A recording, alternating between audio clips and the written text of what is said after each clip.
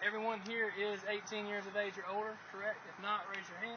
All right, just for verification purposes, that was all. Okay, today, guys, I want to thank you, number one, for coming out and giving me your time. I'll get straight to the point because I know your time is very valuable, as is mine. Today, basically the meat and potatoes of this presentation is going to be a behind-the-scenes look and a how-to, behind-the-scenes look at the funeral business and a how-to dig a grave. A lot of people, there's a big stigma attached to the funeral business as to it's all very spooky and everything is so very reverent, but as you'll be able to see through demonstration today, it isn't exactly all what everybody thinks it is. Number one, after this presentation is over with, you're going to fall in one of two categories. Number one, you're going to be dying to hear more. Yeah, okay. Yeah, either that or I'm going to bore you to death, either one. But either way, hey, you got a grave digger on site. I can take care of you afterwards, I promise. So no worries there. So moving on to the first and foremost topic that we need to kind of hit on before we get into anything else, and that's the topic of respect and dignity. There is always a level of respect and dignity when it comes to the grave digging business or the funeral service in general. A lot of times what we do is not done in front of the family, so depending on how desensitized the person is, and I might even add that depending on a person's spiritual, what's the word here? Their spiritual condition, I would say determines how they would treat someone who has passed away after the family is gone and they're trying to do their job and get the encasement into the ground like we do, or what we call in the industry is closing a grave. You open a grave and you close a grave. We'll get into that in just a few minutes. But a respect and a dignity level, of course, on this job, you have to understand that you are dealing with loved ones of people, with grandparents, with moms and dads, with brothers, sisters, aunts, and uncles. So you have to keep that in the forefront of your mind at all times. Moving on, the next thing you need to know about the grave digging business, and before we start doing this, is that you have to have the right equipment to do it with. Behind me is the backhoe that we use for the job. Here, my father and I run a company called Webb's Backhoe Service, which so I'm an entrepreneur and a college student. So I do appreciate your time again. But this is a standard John Deere 110. It's a four-wheel drive. It's a backloader, backhoe, front-end loader, and tractor combination. It's automatic. It's four-wheel drive, and it has 43.3 gross horsepower. What I found in the business, we've been in business probably now for over a year. We've been around the business for over 6 years, so we know a little bit about it. This particular tractor and its size is, in my opinion, the perfect size to do the job that we do. It's not too big, because everyone knows John Deere and everybody else makes a lot bigger backhoes and track hoes and everything else, but this you can get in there, you can get into some pretty tight spots, and it's also got just enough horsepower and just enough muscle to get in there to some of the hard digging areas and get the job done that we have to get done. The trailer is, if I believe and recall correctly, is 32 feet long. Altogether, the trailer, the backhoe itself together is going to weigh roughly 12,800 pounds.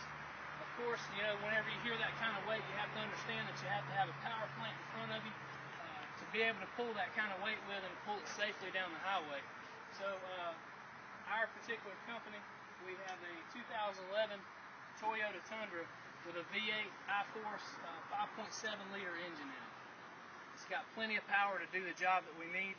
It's got a heavy-duty suspension on it, so it don't get tore up too bad hauling this big thing around on the highway too much. So that's the basics. So you're also going to need a dump trailer. I know some of you already have experiences with dump trailers, but a dump trailer, if you could kind of picture in your mind with me, if you don't know what it is, it's like a dump truck. Except you take the wheels off and the cab off, and you have the dump bed. You sit it on 2 axles, put a hydraulic piston underneath it to raise it up and down with, and you remote raise it up and down. That's pretty much a dump bed. It's a dump trailer. You can hook it up behind any vehicle and tow it down the road as long as it's strong enough to haul the amount of weight that you have in the dump trailer at the time. Once you have all the essentials of the job, or the tools of the job that you need to do it with, you can move on. The next thing you need to know is standard grade sizes. Just so you know, there is a regulation in the state of North Carolina that says that it's a general statute actually, that any encasement, once it is buried, any encasement has to be 18 inches or lower below the surface of the ground in order for it to be legal. That is the reason why we have detailed and down to the inch procedures in burying these vaults or different types of encasements. The standard grave size, which is going to be your standard concrete vault, is going to be 96 inches long, 38 inches wide, and 52 inches deep. Again, determining the height of your vault will determine how deep you need to go, so you can have your 18 inches below the actual grade of the ground. Now, this is a side view. So if you could take yourself and you could sink yourself down 52 inches into the ground and you could look at the side view of the grave, this is kind of what it would look like. Again, it's 52 inches deep. But as you can see, there's a dotted line here on this diagram. And there's a reason why I did that. Because your natural reaction, your natural inclination, when you first start learning how to dig with a backhoe, is that whenever you go into the corners of where you're digging is to curl your bucket. Well, if you curl your bucket, you're going to round that corner out, and rounding that corner out in the business of grave digging is not a good thing. It's really a bad thing, and I'll tell you a little bit more about it. So what we do, we kind of notch out the corners at the bottom, and we also put 2 mounds in the middle. This top view here will kind of help you out as far as that's concerned, and kind of describe and show you the reason why we put those little notches down in the bottom of the grave, and also tell you why we build the mounds in the center. The center mounds here I've got marked with a pyramid and a round dot, or a circle of dotted lines. The center here is your standard vault. Keep in mind your vault is suspended over the hole by a lowering device, which is this device here and this device here, connected to 2 spools on each side with cables running the length of the vault. The reason why we put these mounds, the mounds have to be positioned in such a way that they don't interfere with the cables running lengthwise, and they have to be far enough off of the edge. And the reason why we make that notch out, and the reason why you can't have that curve, is that whenever we lower the vault down into the hole, we have to take these cables out from underneath it. So if you have the vault going in straight down and it runs into a curved side, it's going to pinch those cables and wedge those cables in there, and you'll never be able to get your cables out from underneath the vault. So that's the reason why the hole has to be dug in a certain way. Of course, you'll have your skids here and your setup over the top of it with your casket. Your casket will be lowered by a lowering device into the vault itself. And then, of course, the vault will be covered up, sealed, and then lowered down into that grave. And once it's lowered into the grave, then we can pull. If it has been dug correctly, we'll be able to pull those cables out. I guess there's a misconception from people that they think that, well, to dig graves, all you'd have to do is go out in the graveyard, dig a hole in the ground big enough to put that big concrete thing in, and just bury it. Obviously, it's a little bit more intricate than that. I'm a former military man. The United States Navy SEALs has a very good saying that it's always attention to detail. Attention to detail. It's just like that in any job. I have a belief that anybody can do any job, but it's their attention to the small details and the intricacies of that job is what makes them successful at what they do. And it's no different in the grave digging business. The reason why at the beginning of this I said that it depends on a person's spiritual position, where they're at spiritually in their life. Depends on how much respect and how much dignity will be given to any certain person.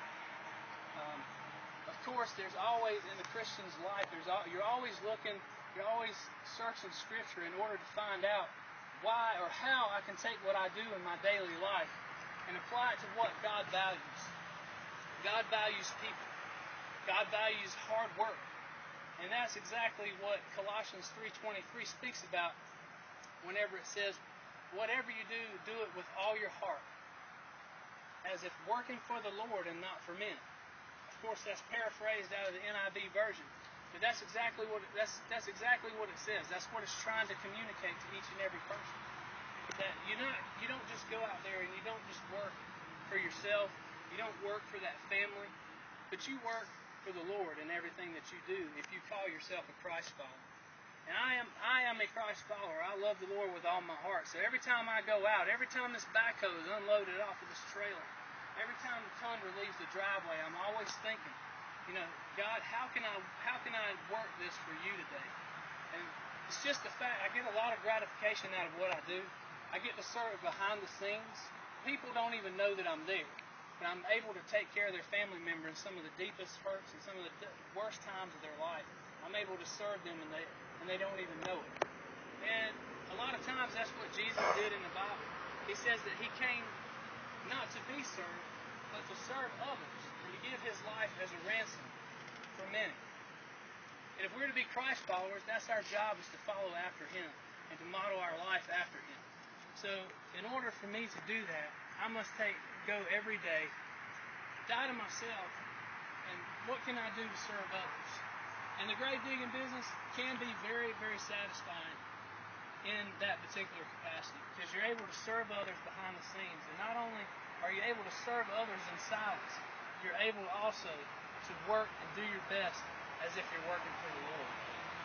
So today I hope and I pray that you have enjoyed our time together. I hope that I've been informative and that you are able now to know the basics of the grave digging business and how to dig a grave and behind the scenes look at the funeral business. So I thank you. I want to again thank you for your time, your attention, and I appreciate each and every one of you, and I thank you for being here. God bless you, and I hope you all have a wonderful day.